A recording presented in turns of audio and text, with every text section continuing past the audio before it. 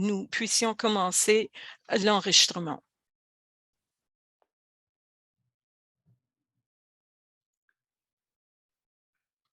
I'm Linda Baker. Je m'appelle Linda Baker, directrice au Centre de recherche et d'éducation sur la violence contre les femmes et les enfants. Au nom du réseau d'apprentissage et réseau, euh, bienvenue à ce webinaire sur la violence fondée sur le sexe contre les personnes bispirituelles et autochtones queer du Dr. Percy Lézard. Je me trouve sur les terres ancestrales des Anishinaabe, Wonderland et d'autres peuples. Ces langues, ces, ces groupes sont liés à nous par plusieurs traités. Peu importe où vous vous trouvez aujourd'hui, s'il vous plaît, pensez aux terres traditionnelles où vous vous situez et reconnaissez avec nous, joignez-vous à nous pour reconnaître ces peuples autochtones qui ont toujours pris soin de nos terres.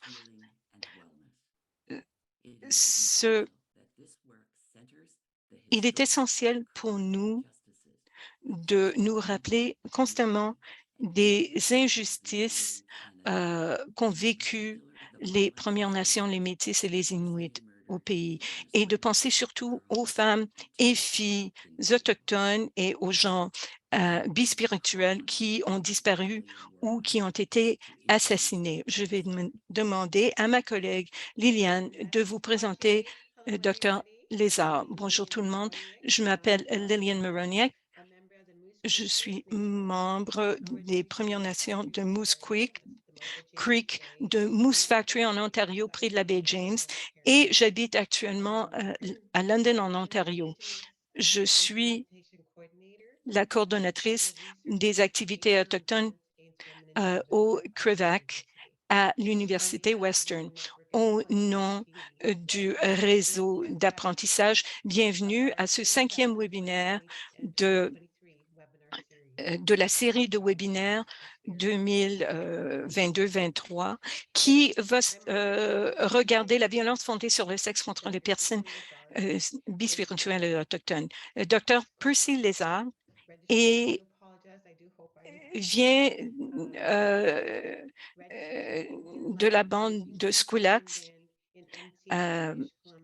Percy est un membre inscrit de la bande indienne de Penticton et son peuple, le Squillax. Et Yel est professeur adjoint d'études autochtones à l'Université Laurier et Yel étudie la violence fondée sur le sexe. Percy est survivant de la rafle des années 60 et de la violence intergénérationnelle. Bonjour tout le monde. Je vais faire de mon mieux. J'ai testé positif pour la COVID. Je vais me mettre en sourdine pour tousser. Je crois que c'est le moment quand même pour moi de vous parler de nos expériences dans la communauté de LGBTQIA+. Je vais parler lentement parce que c'est difficile pour moi de respirer. Merci de votre patience. Ce n'est pas un sujet facile. Euh, euh, Peut-être que si vous êtes noir, autochtone ou racialisé, ou si vous avez des identités partagées, si vous êtes une personne vivant avec un handicap, ou si vous êtes de LGBTQIA+, vous serez peut-être ébranlé parce que je vais vous dire. J'espère que vous utiliserez les ressources qu'on vous propose s'il y a quelque chose qui vous touche sur le plan physique, spirituel, émotionnel ou de façon intellectuelle, s'il vous plaît, allez chercher de l'aide pour trouver des techniques qui peuvent vous aider. Je ne peux pas vous dire que tout sera sécuritaire pour vous, mais cherchez de l'aide si vous en avez besoin. Si vous êtes une personne jeune, je peux vous confirmer le travail de plusieurs groupes, des groupes un groupe à Moncton, un groupe au Manitoba, les personnes bispirituelles du Manitoba, le groupe bispirituel des Premières Nations à Toronto, l'Alliance Wabanaki bispirituelle. Ce sont des groupes avec lesquels je travaille activement et ils offrent des services pour des gens qui ont plusieurs identités, des cisgenres. Il y a tant de groupes et il y a tant de services au pays pour vous aider. Alors, je surveille toujours la boîte de clavardage et les questions et réponses, mais s'il y a quelque chose, on m'enverra, envoyez-moi un message. Je fais de mon mieux, mais je suis malade. Je souffre de la COVID. Alors, les gens, alors, si vous avez accès à ce que je vous dis et à ce contenu, si vous avez accès à ce contenu, voici quels seront les résultats d'apprentissage dans le secteur où vous travaillez. Je ne travaille pas seulement dans le secteur de l'aide, le travail social, mais ça peut s'appliquer à l'éducation, aux adultes, aux jeunes, aux adolescents. Ça peut s'appliquer aux gens qui travaillent dans le secteur de la santé mentale. Et cela peut s'appliquer aux gens qui travaillent dans le système de justice pénale. Alors, voici les résultats d'apprentissage et il y en aura beaucoup plus. Je ne voudrais pas vous inonder d'informations, mais et quand même, j'espère que vous allez profiter de ces résultats d'apprentissage. Peut-être que ça aura du sens pour vous dans une semaine, un mois ou un an. Peut-être que je vais vous rendre mal à l'aise aujourd'hui. Peut-être que vous serez ébranlé, mais c'est mon objectif. En tant que quelqu'un qui crée des environnements d'apprentissage, ça a toujours été mon objectif parce que jusqu'à présent, le monde de l'éducation a très mal servi les groupes métis, toutes les communautés métisses, Premières Nations, Inuit, LGBTQIA+, etc. Prenez le temps de lire les diapos. Je ne vais pas les lire pour vous. Ce n'est pas un sujet sans intérêt. C'est un problème qui existe depuis toujours pour tous les groupes qui nous intéressent ici. Tout comme, bon, merci aux gens qui m'ont présenté. Il est important pour les gens qui parlent de sujets liés aux Autochtones. Il est important que ces gens-là soient vérifiés comme étant autochtones. J'ai une déclaration de responsabilité que je partage avec vous. Je suis une personne vérifiée, membre inscrit de la bande Penticton. Je suis membre des Skillen Sukanante.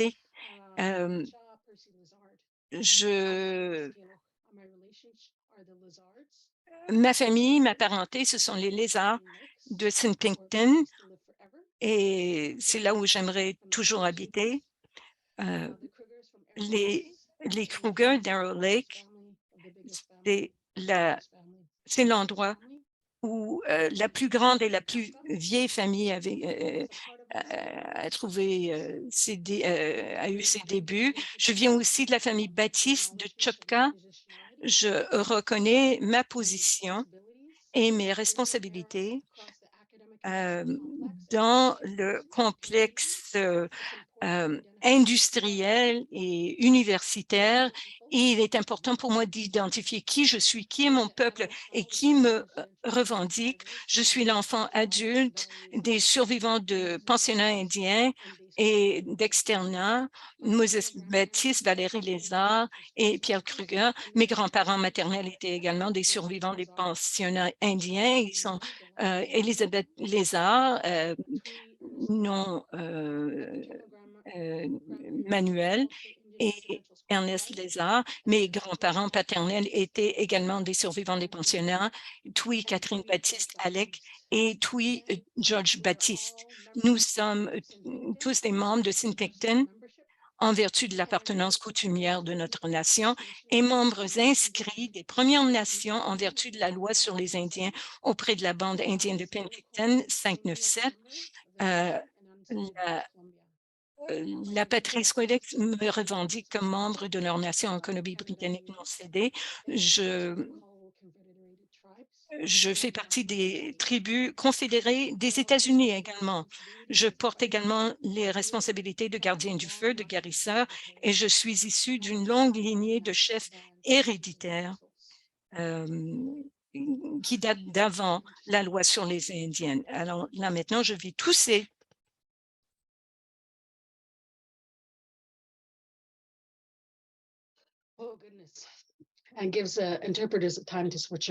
et ça permet aux interprètes de souffler également.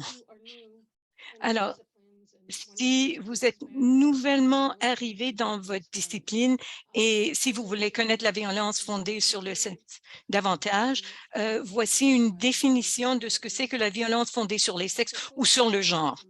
Euh, euh, ce qui a été développé grâce aux membres de la parenté ou d'individus qui ont vécu la violence fondée sur le genre. Chez les peuples autochtones, je voudrais vous expliquer qu'il s'agit d'une violence colonialiste. C'est historique, c'est multigénérationnel et, et souvent, il y a des traumatismes intergénérationnels.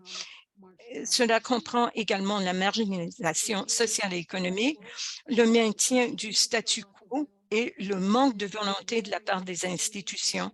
Il y a un refus de reconnaître la capacité d'agir et l'expertise des femmes, des filles et des personnes de LGBTQIA autochtones. Je voudrais que ce soit clair. Ceci vient directement du résumé de l'enquête nationale.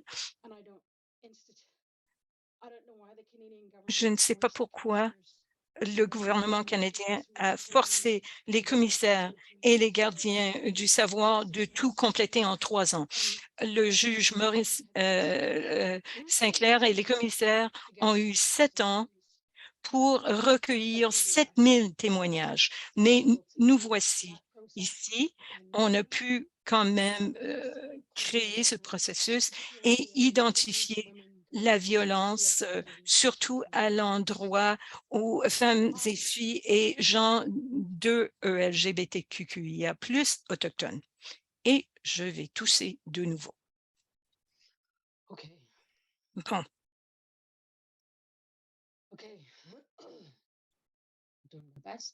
Je fais de mon mieux.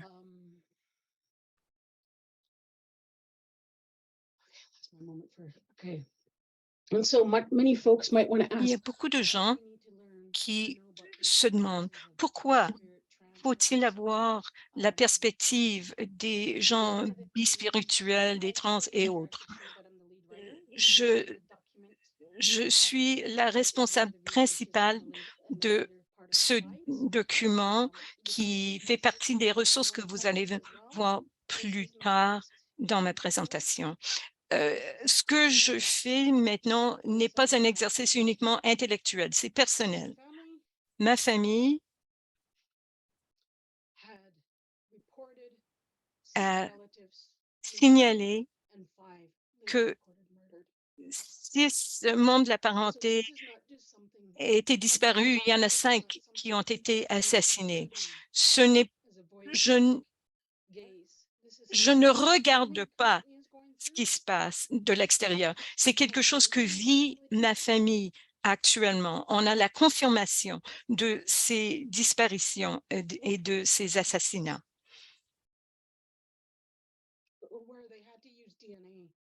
On a dû parfois utiliser l'ADN pour confirmer l'identité de certaines de ces personnes-là. Alors, comme la politique du livre rouge en réaction au livre blanc de 69 et la Commission royale des années 90 sur les personnes autochtones, les appels à l'action de la Commission de vérité de euh, à la CDR plutôt, et grâce aux réactions des différents groupes dans les provinces et territoires, bon nombre de ces documents et de ces témoignages pour nous de la collectivité des LGBTQ, nous, on utilise une analyse fondée sur le genre. Et le comité qui a rédigé le rapport a été composé de 15 personnes qui avaient des identités de LGBTQIA et qui venaient de plusieurs groupes. Euh, Ceci nous a permis de documenter notre propre vécu, euh, de pouvoir expliquer ce qu'ont vécu les membres de notre parenté qui ont vécu de la violence également. Je voudrais que quelque chose soit très clair. Ce sont les universitaires noirs, des gens trans, des gens queer noirs qui continuent de soutenir le discours des Autochtones et qui ont soutenu ce rapport final et qui ont jeté une bonne base pour nous. C'est la Dr. Kimberly Crenshaw qui a inventé le terme et le concept d'intersectionnalité. Ça a jeté les bases pour nous en tant que groupe de travail pour analyser les expériences des personnes de LGBTQIA.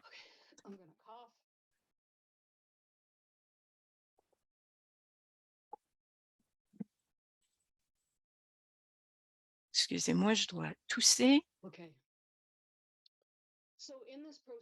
Alors, nous nous sommes rencontrés pendant 18 mois. On a recueilli de l'information et des témoignages de nos gens dans le Nord et à travers le pays. On a eu des témoignages de gens non-binaires, les travailleurs et travailleuses du sexe et autres. Et on a pu se pencher sur l'intersectionnalité et l'impact que cela a eu, l'incidence que ça a eu au niveau de divers facteurs comme la race, la classe sociale, le sexe, le genre, le lieu de résidence, la géographie, le handicap et l'âge.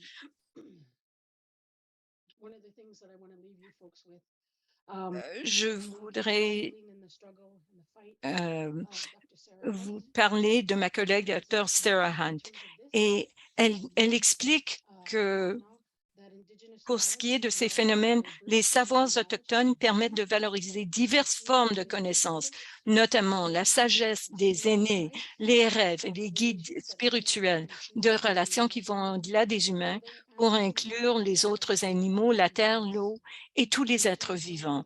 Les langues autochtones sont imprégnées de concepts qui reflètent l'interconnexion de toutes les choses. Certains de ces concepts traduits en anglais traduit en anglais, comprennent toutes mes relations, all my relations, tisser les fils, weaving the strands, et une toile de relations communautaires, a web of community relations. Et c'est ce qu'on voulait capter justement dans ce document tout à fait nouveau. Et je suis très reconnaissante de ce que la Dr. Sarah Hunt m'a donné. Et j'ai travaillé également avec les gens dans le Downtown East Side et pour documenter la violence fondée sur le genre qu'ont vécu les femmes, les filles et les 2 LGBTQIA. Je vois qu'il y a des questions et j'espère que mes collègues répondent à ces questions. Étant malade, je ne peux pas le faire moi-même. Ce qui m'amène au feu comme métaphore.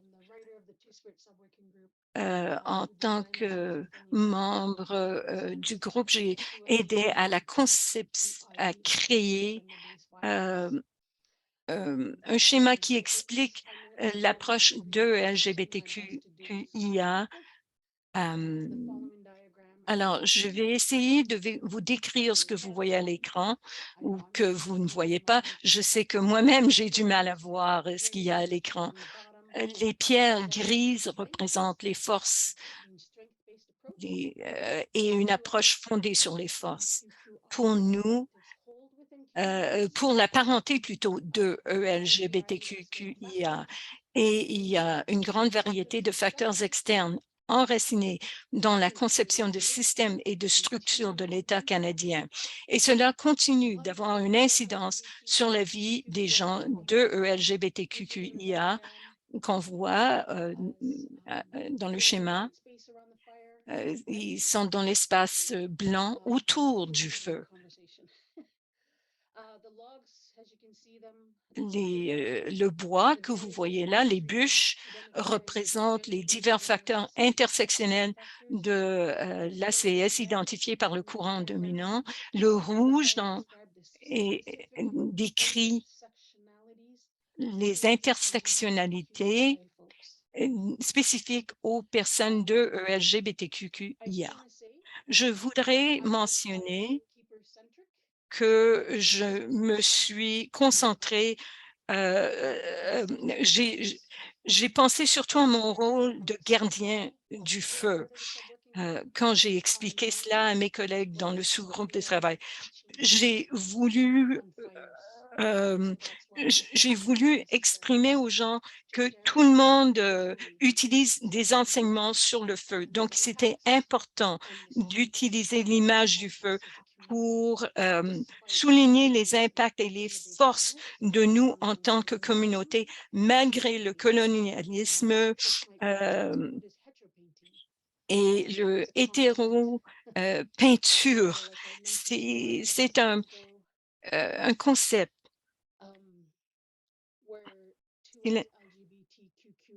Les gens de LGBTQIA ont été effacés des discussions sur les concepts liés aux Autochtones et les concepts liés au grand public. Nous avons été effacés, donc. Et on voit cela dans la façon qu'on célèbre le 4 octobre et le 14 février, le Festival des fraises, qui maintenant inclut les gens de LGBTQIA. Il y a beaucoup d'actions qui ont été effacées, qui ont disparu. On ne parle pas des expériences des gens de LGBTQIA.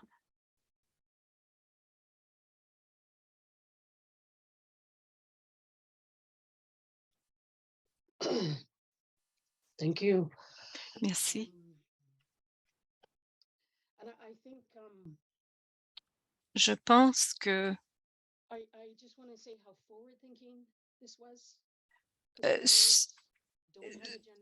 cette démarche regarde vers l'avenir parce que le feu n'a pas de sexe, n'a pas de genre. et tout le monde a besoin du feu. Et tout le monde devrait avoir accès au feu. En tant que gardien du feu, ce que ça veut dire pour moi, c'est que je peux créer un feu quand je voudrais et tous les gens sont sacrés. J'ai des responsabilités envers tout le monde et chacun a son étincelle sacrée et chacun de nous a ses flammes en nous. Et ça fait partie de mes responsabilités d'encourager ces flammes. Et euh, on pense toujours à l'avenir avec cela. C'est un mécanisme qui permet aux gens d'avoir une expérience holistique de la violence fondée sur le genre. Et ça permet aux gens de comprendre comment nous soutenir dans le secteur d'éducation et dans le système carcéral et dans vos groupes de pairs. Et ça, ça permet à tous ces groupes-là de comprendre l'expérience des ELGBTQIA face à la violence. C'est une façon qui décrit ce qui nous arrive, ce qui est toujours pour nous et jamais sans nous. Nous continuons de lutter contre les gens qui nous oppriment de toutes les façons, malgré toutes ces expériences de violence fondée sur le genre qui ne cessent jamais.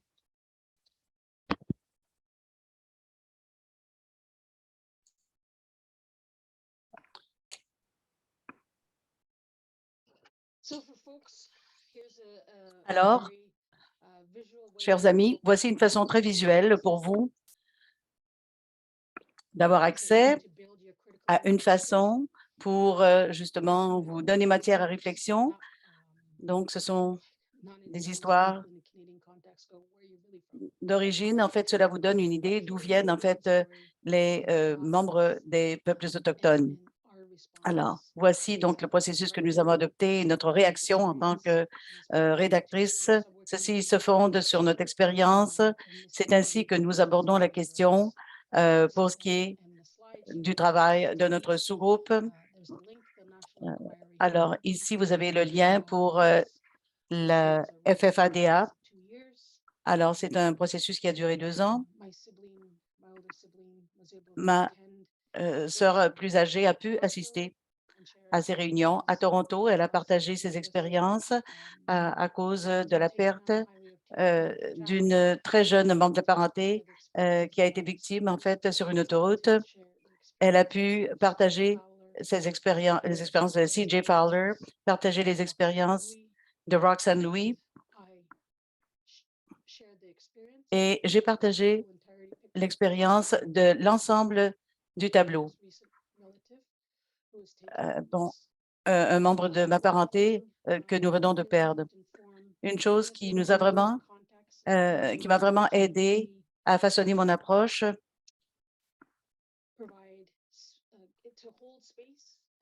pour ce qui est de maintenir un espace pour l'expérience des membres d'ELGBTQIA.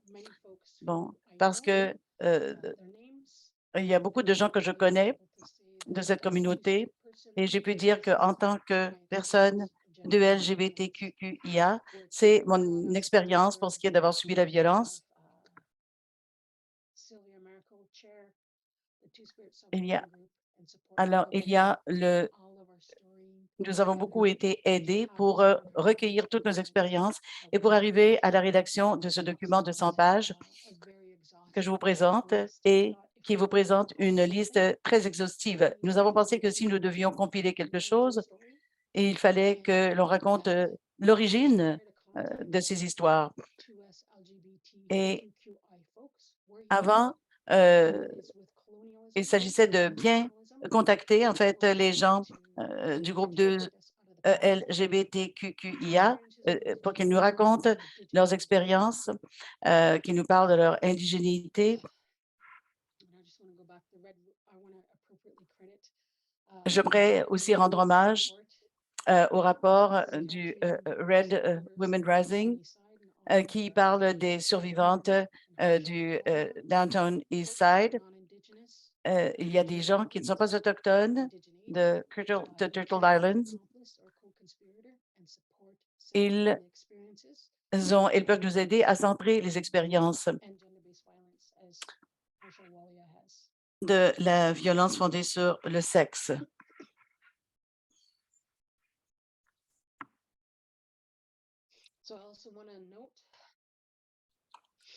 That the erasure of Two-Spirit and gender diverse folks is a legacy of colonialism. Christianity. La christianité, et ça a été ancré en fait dans la loi sur les Indiens. Il y a eu aussi la naissance des pensionnats.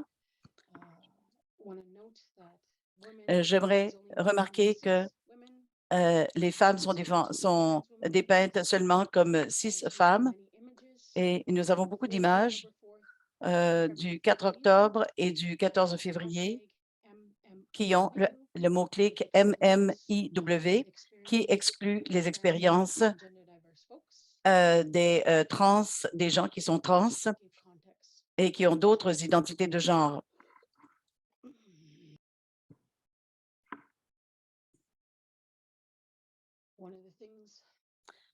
L'une des choses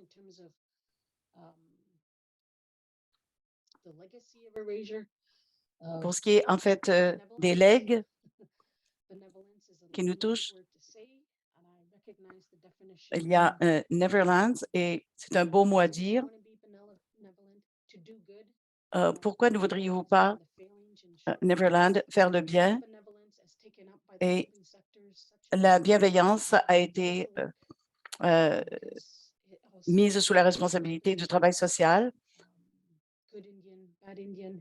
Alors, il s'agissait de voir qui était le bon Indien, le mauvais Indien et qui méritait de l'aide. Alors, bon, en tout cas, pour ce qui est de l'origine du travail social,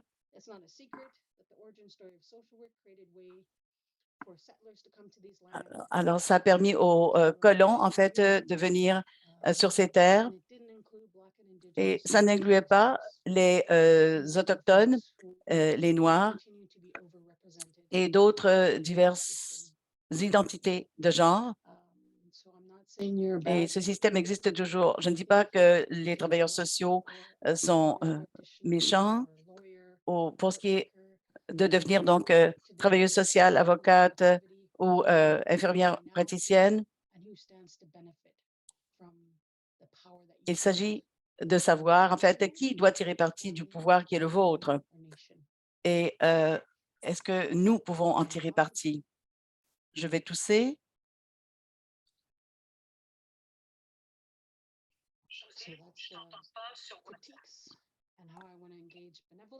Maintenant, je vais parler de la bienveillance.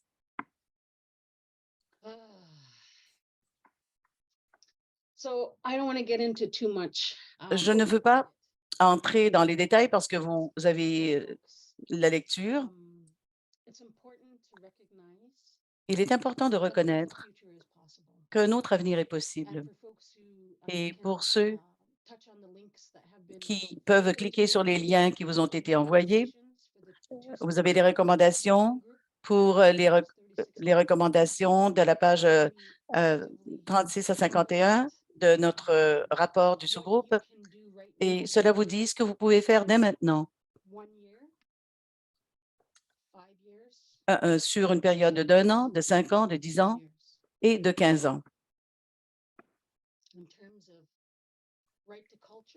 Pour ce qui est du droit à la culture, le droit à la santé et au mieux-être, le droit à la sûreté et à la sécurité et le droit à la justice. Alors, il ne s'agit pas seulement de quelque chose que les gens du travail social peuvent faire pour aider, mais ça peut toucher tous ceux qui veulent actualiser ou concrétiser ces appels à l'action de la CVR. J'aimerais répéter que ceci est dû à la générosité de plus de 50 personnes avec lesquelles nous avons discuté, conversé, du Nord, les Inuits, et impliquant aussi des gens de diverses identités de genre, les deux LGBTQIA, des populations inuites, les travailleurs et travailleuses du sexe et d'autres qui ont apporté leur contribution à ces recommandations. Alors, c'est pour nous, par nous, ça ne tombe pas du ciel. Ces recommandations viennent d'expériences vraiment vécues et de la façon dont comment les gens peuvent réduire les torts qu'ont subis les Autochtones de diverses identités et qui sont passés en fait de la survie à la capacité de vivre pour ce qui est de la violence fondée sur le genre. Ce qui m'amène, je m'arrête pour tousser.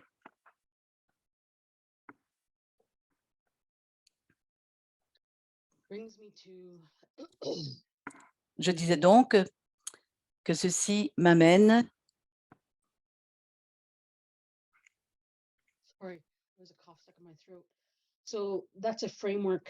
il s'agit là d'un cadre que nous pourrons utiliser et concrétiser et mettre à jour constamment. Les non-autochtones, si vous ne le saviez pas, vous avez le livre rouge qui est en réaction au livre blanc de 1969. Vous avez les appels à l'action de la CVR.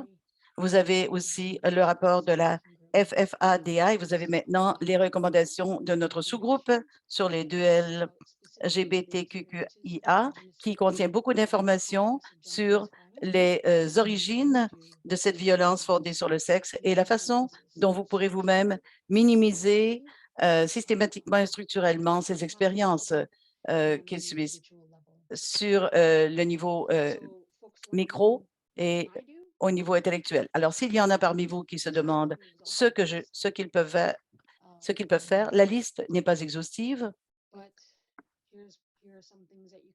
mais voilà quelques petites choses que vous pouvez faire. C'est très direct et je pense que le temps est venu pour les gens de suivre des consignes. Première chose que vous pouvez faire, c'est de cesser de vous adonner à la pornographie traumatique, d'apprendre de nos traumatismes et à nos dépens.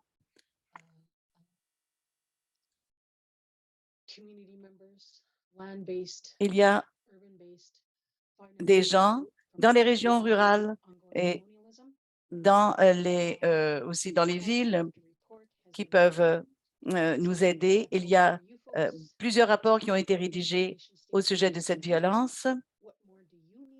Alors, de quoi avez-vous besoin, vous, en tant que décideur et tous ceux, en fait, qui se préparent à occuper des postes de décideurs à différents niveaux du gouvernement, dans les écoles secondaires, tout ce qui peut être enseigné aux enfants, le secteur de la santé doit être impliqué, les infirmières praticiennes, les médecins et tous les secteurs qui sont dévoués donc à l'aide aux autres, les centres de désintoxication, les refuges. Qu'est-ce qu'il vous faut en plus pour pouvoir apporter votre aide? Alors, le plan directeur a été rédigé. C'est le temps pour vous d'activer tout cela à l'échelle personnelle, professionnelle et au niveau de la communauté. Et tout comme le juge Murray Sinclair l'a dit, alors prenez donc un appel à l'action et faites-en l'œuvre de votre vie. Comme il l'a dit, je répète, prenez une action et faites-en l'œuvre de votre vie. Alors, prenez une recommandation de ce travail et faites-en l'œuvre de votre vie. Prenez donc une action ou un appel à l'action de la CVR et faites-en l'œuvre de votre vie. La même chose pour ce qui est des recommandations de notre sous-groupe pour les D2E LGBTQIA, ainsi que le rapport de la FFADA. Prenez tout cela en compte. Alors, il y a Bell Hooks qui a parlé de Eating the Other, manger l'autre, désir et résistance. Alors, dans Black Looks, alors Race and Representation, on parle en fait de manger l'autre, du désir et résistance, et en ce sens, manger l'autre. Hooks parle de la marchandisation de l'autre, différentes races, différentes ethniques autres que blanches, qui peuvent être mangées par la société blanche, qui veulent soit en tirer parti ou soit par pur plaisir. Et les conséquences de se manger l'autre débouchent sur la dénégation de l'histoire ainsi que de la politique. Alors, Hook explique aussi que de manger l'autre, ça ne rapporte rien ni à celui qui mange, ni à celui qui est mangé. Et les groupes marginalisés qui sont réputés comme étant l'autre et qui ont été en fait ignorés et rendus invisibles peuvent être séduits par cet accent que l'on met sur l'altérité, par cette marchandisation, parce que celle-ci offre la promesse de la reconnaissance et de la réconciliation. Alors, ceci doit vous donner matière à réflexion. Par exemple, tout ce qu'on apprend sur le legs des pensionnats, combien de gens a-t-on demandé aux gens de raconter leur histoire, combien de douleurs ont dû vivre ces gens, combien de temps les politiques ont-elles attendu pour justement prendre action là-dessus? Par exemple, des gens dont les proches avaient disparu et qui se sont rendus compte que, en fait, les personnes avaient été assassinées. Combien faudra-t-il pour que finalement des actions arrivent? Alors, il y a une agence METRAC qui est une agence provinciale. Il y a aussi l'accès à la justice pour les femmes. Et il y a donc le livre de Bell Hooks. Voici certaines des choses que vous pouvez faire, certaines des choses qui vous rendent mal à l'aise, qui vous désarçonnent. Je ne suis pas trop entrée dans les expériences parce que vous pouvez les lire vous-même en allant voir les liens que nous avons partagés.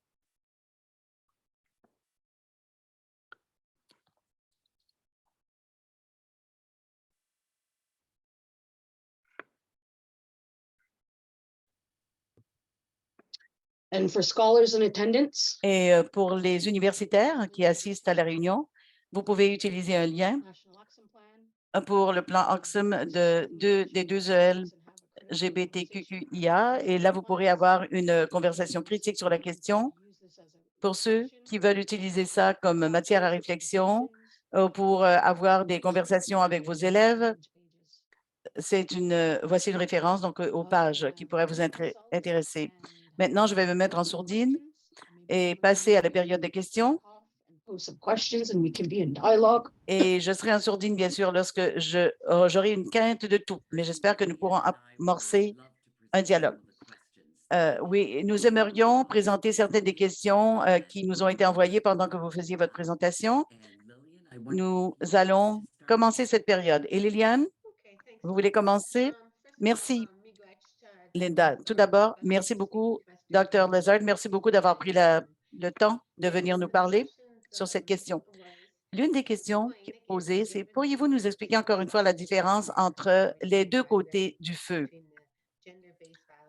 entre la violence fondée sur le genre et celle fondée et tous les facteurs d'intersectionnalité qui touchent entre autres les 2L LGBTQIA.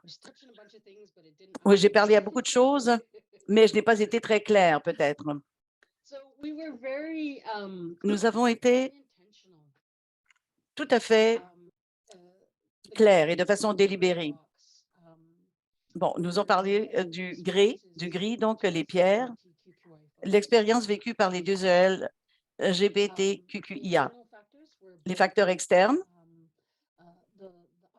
c'était, bon, il y a la partie supérieure au-dessus de la flamme et en jaune où les facteurs intersectionnels entrent en jeu. Et puis les bûches en bas, ce sont les forces culturelles. Alors, ce sont les raisons pour lesquelles nous voulions en fait donner un accord ou un compte-rendu holistique de la violence fondée sur le genre. Et parce qu'il y a une analyse qui présentait des lacunes, ainsi que d'autres rapports pour ce qui est des intervenants à l'enquête nationale sur la FFADA. Bon, il y a les Premières Nations, les Métis et les Inuits ont pu parler de leurs expériences spécifiques, mais ce que nous avons apporté de nouveau à tout cela, ça a été des recommandations impliquant les 2 LGBTQIA. Nous avons pu présenter leurs expériences. Nous voulions offrir un tableau d'ensemble, un tableau holistique de cette violence. Et il s'agissait pas, en fait, il s'agissait d'éviter les stéréotypes concernant les 2 LGBTQIA parce que il y a des facteurs systémiques et structurels qui font que ces gens, en fait, subissent des violences à cause de la majorité blanche. Et j'ai voulu être très précise là-dessus. Et il s'agit, en fait, de connaissances d'une vie. On peut apprendre beaucoup de choses de la plupart des disciplines présentées ici. Il s'agit d'incorporer ces approches-là parce que je sais qu'il y a plusieurs personnes ici qui viennent peut-être du domaine médical et qui travaillent peut-être dans le secteur des services sociaux, dans le secteur de l'éducation. Et là, c'est une approche holistique que je présente pour ce qui est de présenter en fait les expériences non seulement des peuples autochtones, noirs et queer, mais aussi présenter l'expérience des 2 LGBTQIA. Dr. Lézard, pourriez-vous nous parler plus des impacts et de l'importance de raconter les expériences des individus, donc des 2 LGBTQIA+. Eh bien, dans le contexte qui nous touche, je pense que nous pouvons parler de une approche du cadre de la justice sociale, ou plutôt de la justice. Oui, de la justice sociale, effectivement. Nous perturbons ici le genre de la façon dont les expériences sont transmises. Il s'agit en fait de raconter les histoires de membres de la famille ou de gens qui ont subi des violences fondées sur le sexe. Comme Thomas King, avec lequel je travaille, nous a dit, il s'agit de raconter les histoires de qui nous sommes.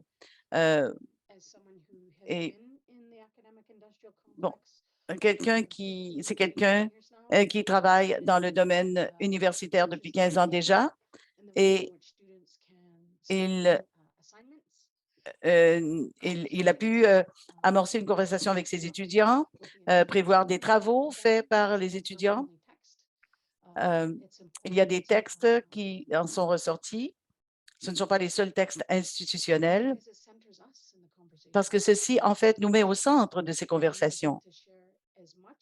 Et nous pouvons partager beaucoup ou moins parce que vous tous, vous faites partie en fait du milieu universitaire et votre contribution, la place que vous nous donnerez à nous, les représentants des 2 LGBTQIA. J'espère que vous aurez retiré beaucoup de cette présentation. Il faut de la confiance et ceci devrait être, ces histoires devraient en fait être avantageuses pour tout le monde. Et c'est un cadeau pour les Autochtones. Et c'est très important pour vous d'entendre ces histoires, quel que soit le milieu auquel vous appartenez, parce que nous avons depuis plusieurs années entendu toutes ces histoires et ces histoires sont vraies. Et cela montre comment, en fait, l'impérialisme a raconté sa propre version de nos histoires. Bon, évidemment, vous n'avez peut-être pas, il faudra du temps, en fait, pour instaurer la confiance. Et vous pouvez, en fait, raconter nos histoires et nous permettre de raconter les nôtres. Je vous ai parlé, en fait, du contexte ici qui implique, en fait, les Métis, les Autochtones, les Noirs autochtones. J'ai parlé d'indigénéité. Il faut percevoir cette notion dans ce contexte. Nous avons nos propres histoires, nos propres expériences. Et nous ne les partageons pas avec ceux qui ne participent pas à ces conversations, qui ne sont pas membres de nos organisations. Merci. Yes, thanks. Oui, merci. Une autre question pour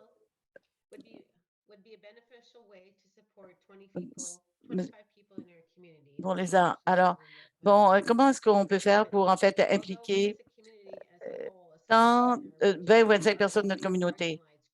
Nous sommes un groupe groupe marginalisé.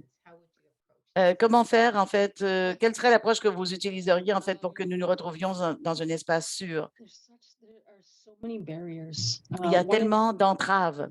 L'une des choses qui fait partie de ma pratique,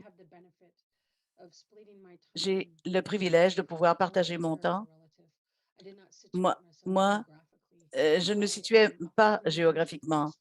Je suis une très mauvaise personne de la parenté.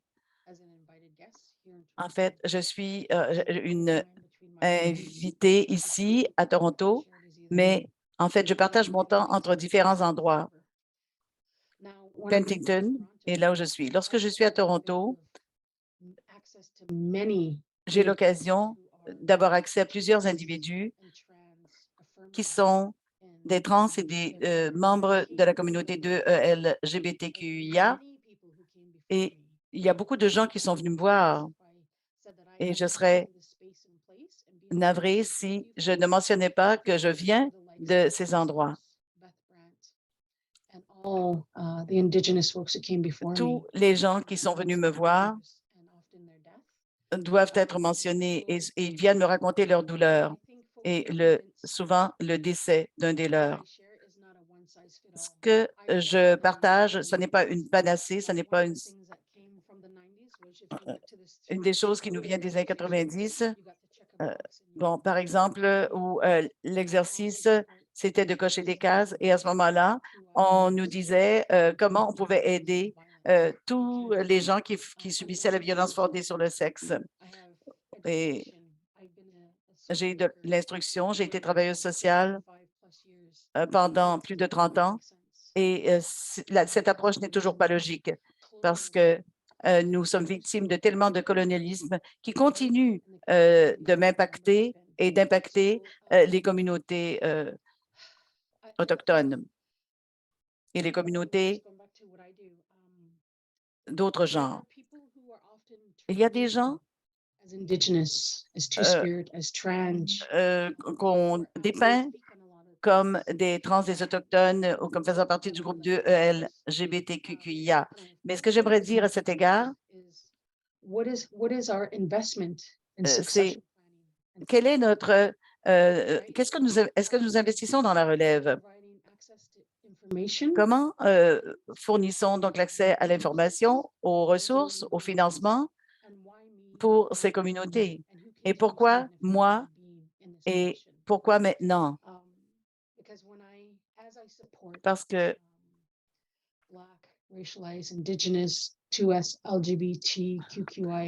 alors que j'appuie toutes les personnes qui font partie de ces groupes autochtones, trans, queer et LGBTQIA et les personnes handicapées, je leur dis voici les entraves auxquelles vous êtes confrontés. Et voici un glossaire qui vous permettra de travailler. Where would you Alors, où vous situez-vous sur cette carte-là est la question que je leur pose. Et quel est votre objectif et comment pensez-vous pouvoir l'atteindre? Et j'utilise tout ce que je peux faire pour les aider à atteindre leur objectif. La seule chose que je vous demande, c'est d'amener 3 personnes avec vous et qu'ensuite, vous vous retourniez et que vous aidiez 3 autres personnes par le biais de l'éducation, du militantisme, So I quelle que asked soit la contribution que vous pouvez apporter. Les gens qui sont dans des postes de leadership, des postes de direction dans les villes, dans les provinces ou dans les territoires, qui avez-vous déjà commencé à appuyer et qui pourrait vous remplacer? Et comment est-ce que vous célébrez ces gens-là? Comment les outillez-vous pour qu'ils puissent faire ce même travail, pour que l'on puisse se débarrasser de l'impact du colonialisme sur tous nos groupes? Il faut enseigner cela dans les classes, dans les écoles, et surtout que ceci aussi imprègne les bureaux des médecins et le système carcéral. Je pense que si nous devions avoir un mouvement comme celui-là à l'échelle nationale, à ce moment-là, nous aurions tout un éventail de possibilités qui s'offriraient à nous. Je pense que ce n'est pas seulement de m'avoir moi comme conférencier, mais il faut aussi voir quels sont les gens que moi j'ai pu outiller qui pourraient venir prendre la parole devant vous. Et pourquoi est-ce que c'est la personne qui a un doctorat qui doit toujours être appelée à prendre la parole? Il faut former une relève.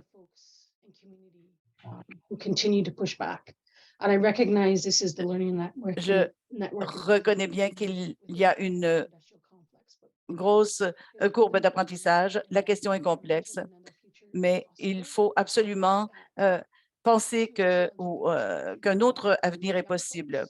Et il y a des jeunes, en fait, qui font partie de la communauté de LGBTQIA qui nous ont, en fait, donné, qui ont apporté leur contribution et des gens qui protègent les territoires. Et il y a effectivement, en fait, beaucoup de violence aussi à cause de l'extraction des ressources.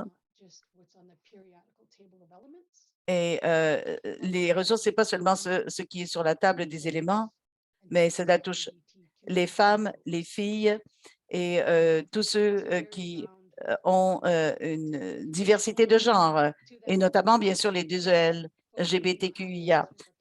La réponse fut longue, mais je vous dirais qu'il y a des milliers de façons de réagir ou d'apporter une réponse à cette question. Je ne veux pas dire je m'excuse, parce que c'est un terme qui est tellement galvaudé, s'excuser, et ça ne débouche pas sur le changement. J'espère que pour la personne qui a posé cette question, que vous pourrez obtenir l'aide de quelqu'un et ne pas avoir à vous tourner vers des non-autochtones, vers des Blancs. Il faut absolument que vous trouviez des gens qui puissent en fait vous aider dans un espace sûr et des personnes qui seront informées de vos traumatismes. Je sais que ma réponse est incomplète, mais c'est tout ce que je peux dire pour l'instant. Tant de questions, mais voici la prochaine question pour vous, Percy. Comment est-ce que les éducateurs qui travaillent sur le genre, le sexe, comment est-ce qu'ils peuvent personnaliser l'éducation qu'ils donnent au niveau de l'expérience des queers autochtones? Il y a un réseau d'éducation sexuelle qui ne reconnaît pas les frontières américaines, canadiennes. C'est un groupe qui a une approche décolonialisée. Les Autochtones, nous n'avons pas le droit d'avoir une sexualité, d'être des êtres sexuels. Et l'éducation sexuelle, c'est blanc. C'est en anglais ou en français. Donc, les langues de l'État-nation canadien. Alors, il faut donner accès à des gens qui parlent d'autres langues et de donner de l'éducation en langues autochtones. Ça, c'est la première étape et ça peut prendre toute une vie pour le faire. Donc, il faut créer des liens avec des gens qui travaillent sur l'éducation sexuelle autochtone. Et il y a beaucoup de ressources qui sont là et on trouve des façons de lutter contre la stigmatisation en matière de vie sexuelle, parce que ça continue de nous rappeler, par exemple, la COVID nous a montré qui sont les favorisés et les défavorisés. Et les Autochtones continuent d'être des personnes défavorisées parce qu'on ne nous voit pas comme des êtres humains qui ont une valeur. On n'est jamais assez bon. On n'est pas bon. Alors, ce sont des points de départ et ces 3 ou 4 idées seront à la base de votre travail pour le reste de votre carrière. Bon, pour faire suite à cela,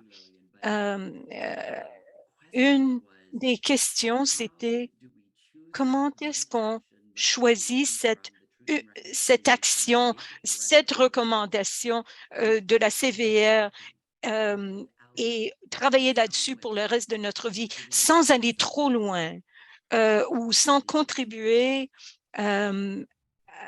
aux efforts de faire taire les voix autochtones. Je n'ai pas la réponse à cela.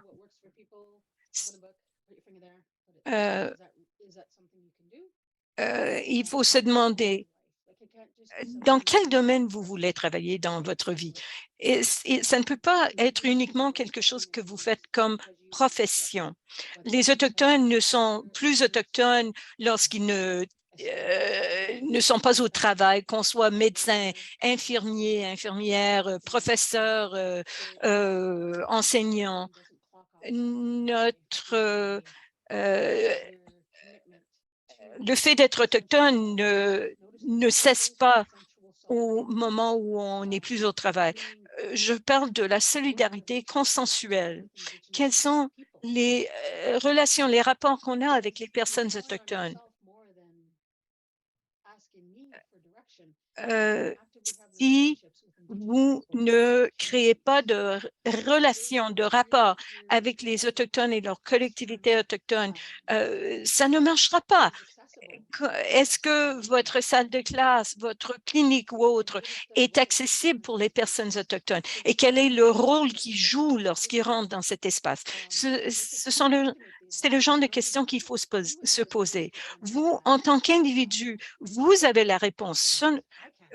Moi, je ne peux pas répondre à votre place. Vous pouvez me dire une chose, mais votre vie n'est pas comme la mienne. Bon. Qui sont vos amis, par exemple, sur les médias sociaux?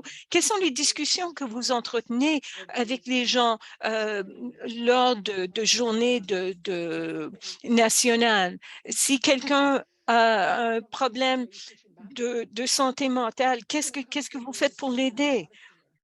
Comment est-ce que vous parlez aux gens au travail? Comment est-ce que vous bavardez avec vos amis? Si vous voulez commencer dans votre vie personnelle, eh bien, c'est un bon endroit pour commencer parce qu'il faut regarder qui sont les gens autour de vous, qui contribuent à vos valeurs, à vos croissances. Ayez ces discussions. Il y avait, je pense qu'il y aura 6 000 personnes qui vont entendre parler du rapport final. Il faut lire le rapport. Il faut demander aux autres de lire le rapport et de discuter avec eux et elles.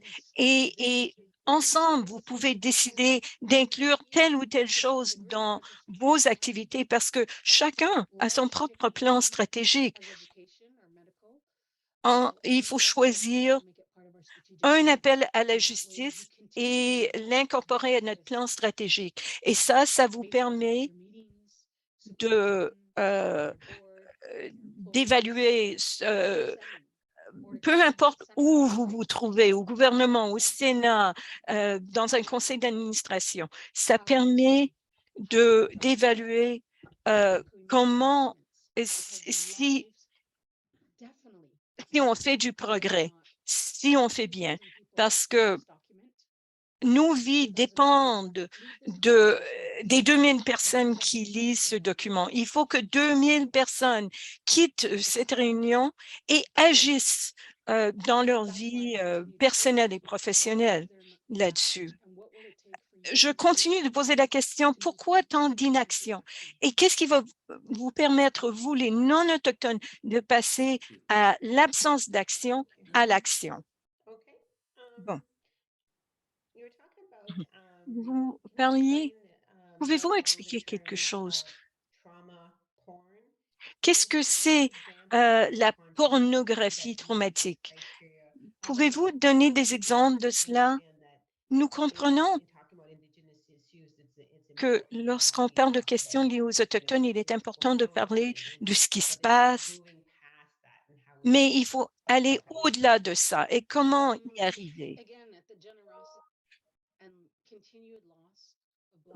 Bon, on a perdu tant de mères noires à la violence des armes à feu et on ne voyait, on a pu voir leurs enfants comme étant des êtres humains parce qu'ils ont été tués par balles.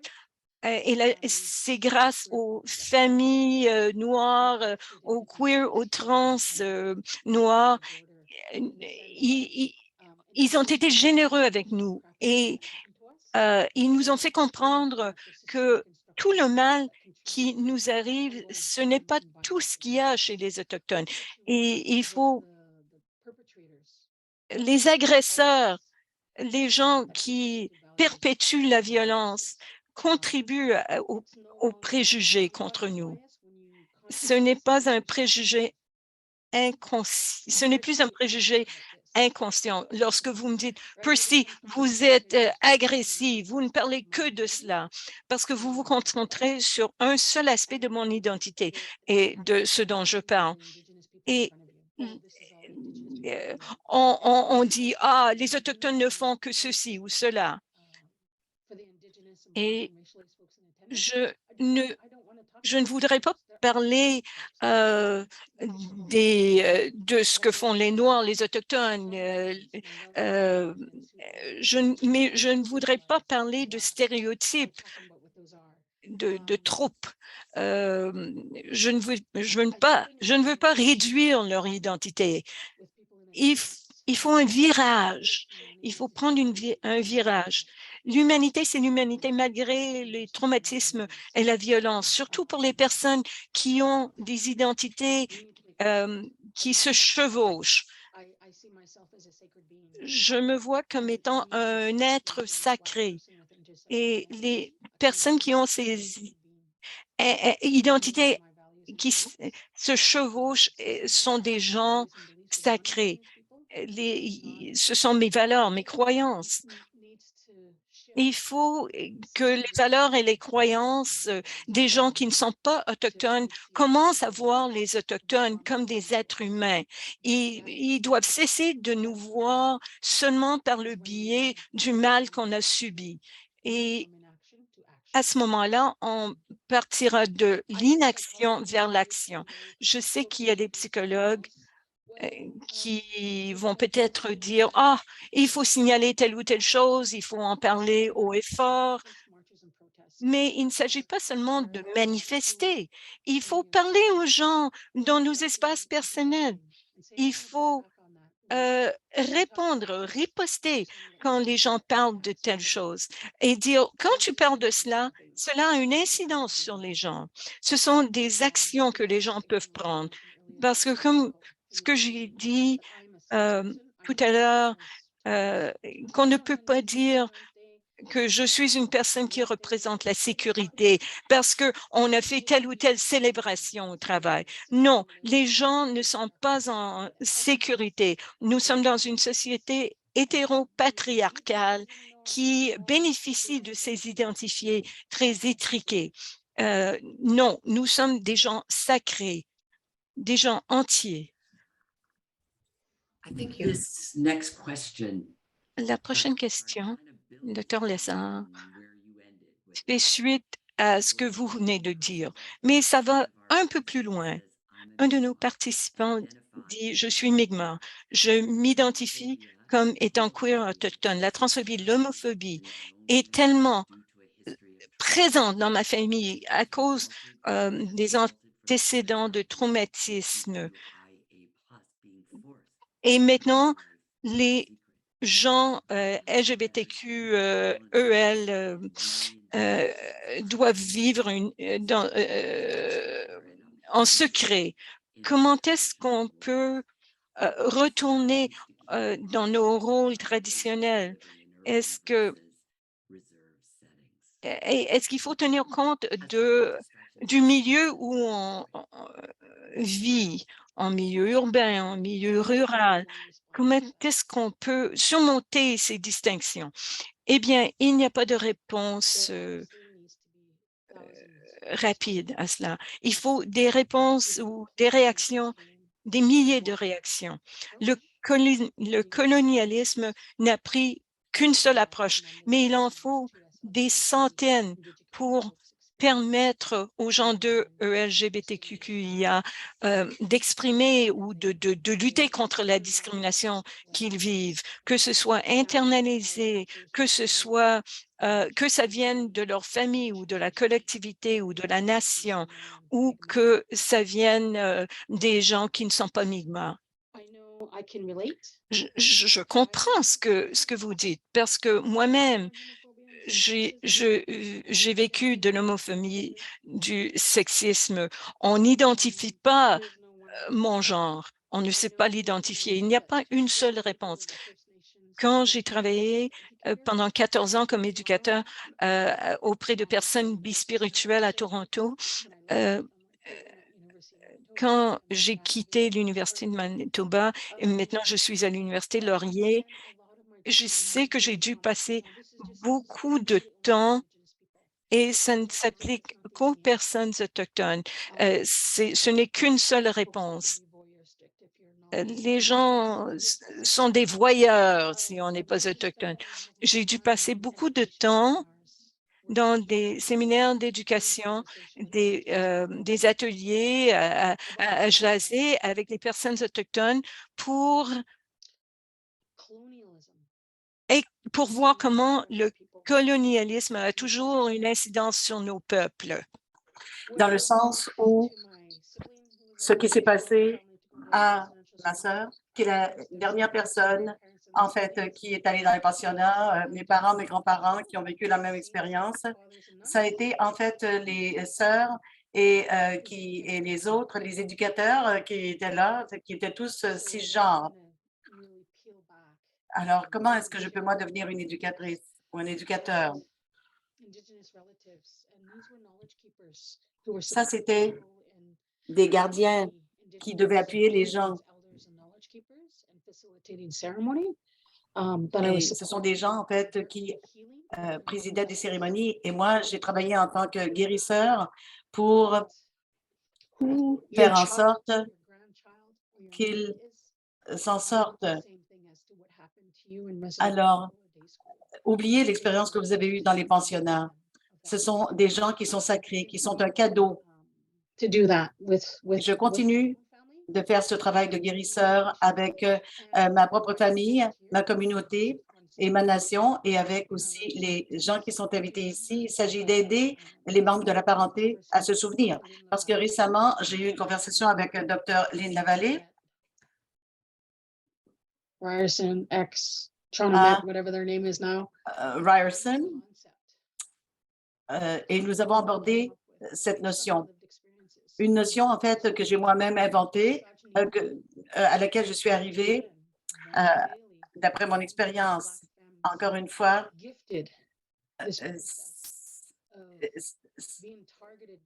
ce sont ces gens qui ont été ciblés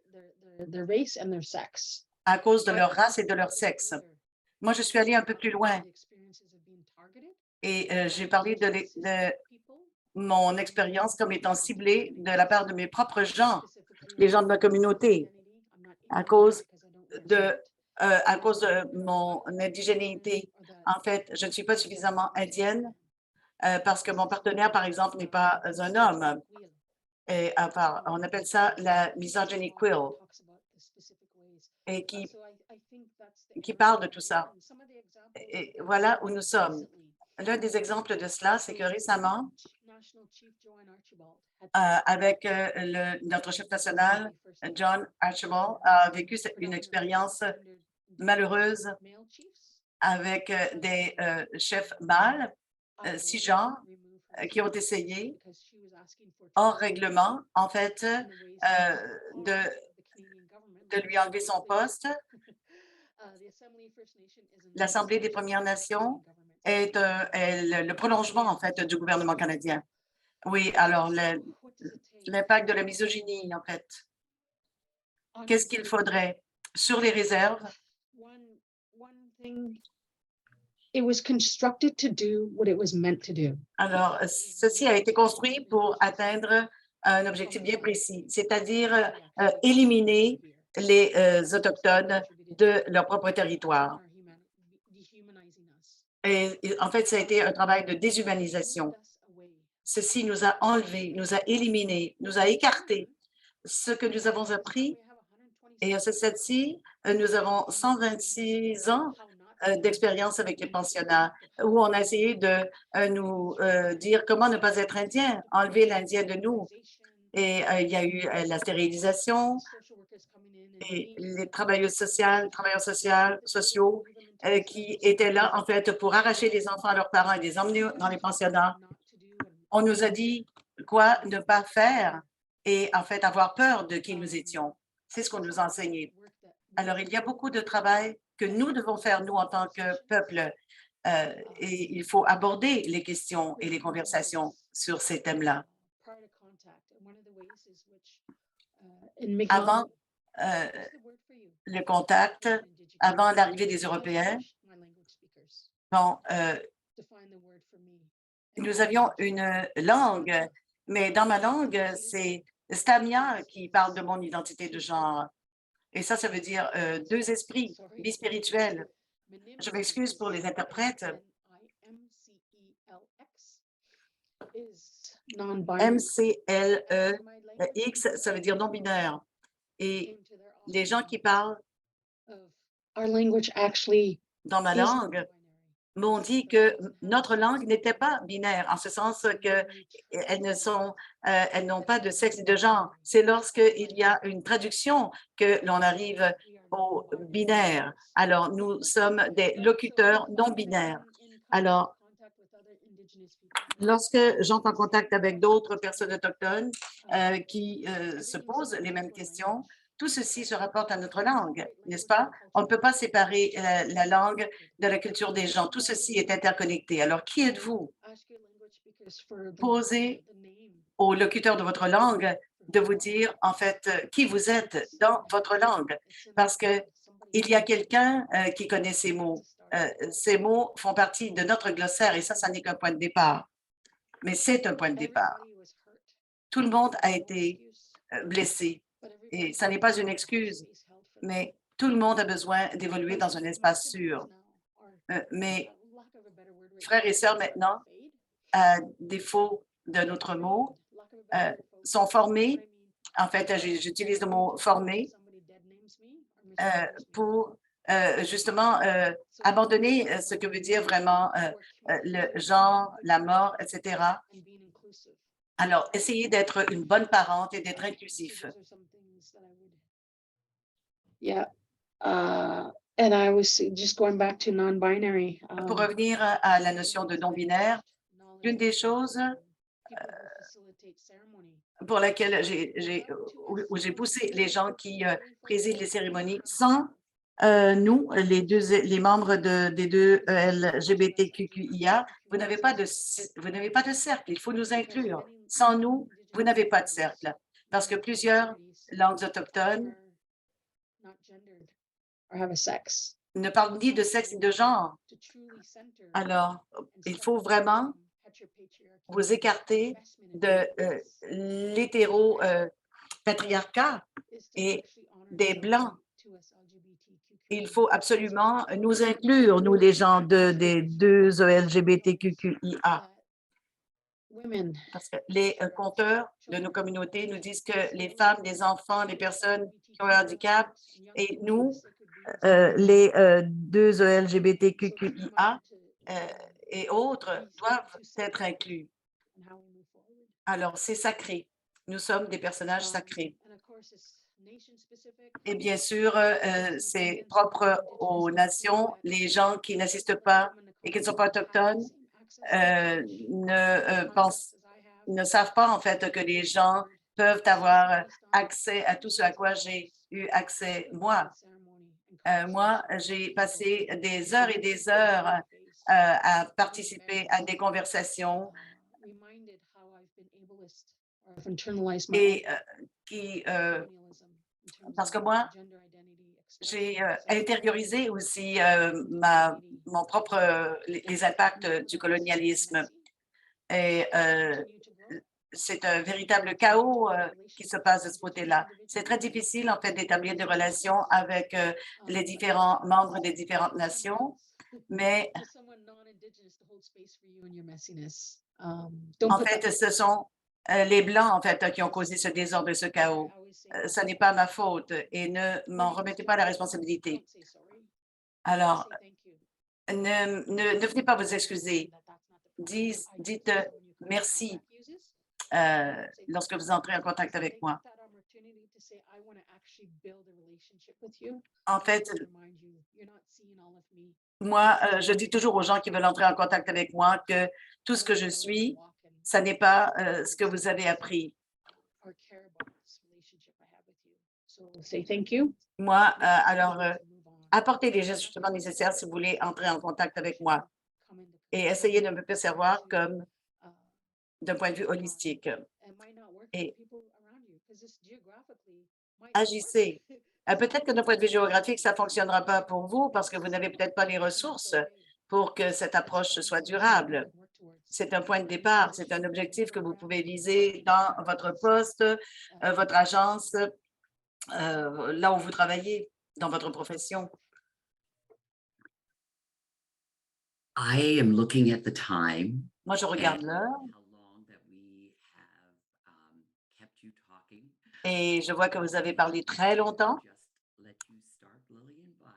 Liliane, j'aimerais que vous exprimiez nos remerciements à Dr. Lézard. Très bien. Merci beaucoup d'avoir pris le temps d'avoir fait cette présentation. Personnellement, j'ai appris beaucoup sur ce thème que vous avez abordé. Ça nous a apporté beaucoup d'informations et nous a donné une grosse matière à réflexion. Il s'agissait de bien réaliser tout l'impact de cela. Lorsqu'on regarde tous les problèmes qui touchent les Autochtones, les impacts et comment, donc, il faut vous prendre en compte les membres de la communauté de LGBTQIA. J'ai beaucoup appris aussi, Dr. Lézard, et j'ai aussi le sentiment que j'ai reçu, en fait, un petit peu un coup de pied au derrière, si vous me permettez. Et je pense que ce que vous nous avez dit va nous permettre de réfléchir. Vous nous avez offert une grosse matière à réflexion. Il y a près de 1000 personnes qui ont assisté à cette présentation. C'est formidable et cela montre bien que les gens ont le désir d'apprendre plus sur ces questions. Et merci beaucoup, en fait, de nous avoir consacré votre temps et j'espère que vous pourrez vous reposer. Je sais que vous deviez enseigner après cette présentation. J'espère que ça ne sera pas le cas et que vous aurez la possibilité de vous reposer après cette présentation. L'une des pires choses qui se passent, Eh bien, quand je pense que j'ai respecté toutes les mesures d'hygiène, j'ai porté mon masque en tout temps pendant ces 2 ans et demi. J'ai toujours fait attention. J'ai respecté en fait toutes les restrictions et voyez où j'en suis. S'il vous plaît, soyez de bons voisins, soyez en fait de bons membres pour respecter en fait les restrictions et portez votre masque. Parce que même si on entend moins parler de la COVID, ça ne veut pas dire qu'elle n'est pas présente.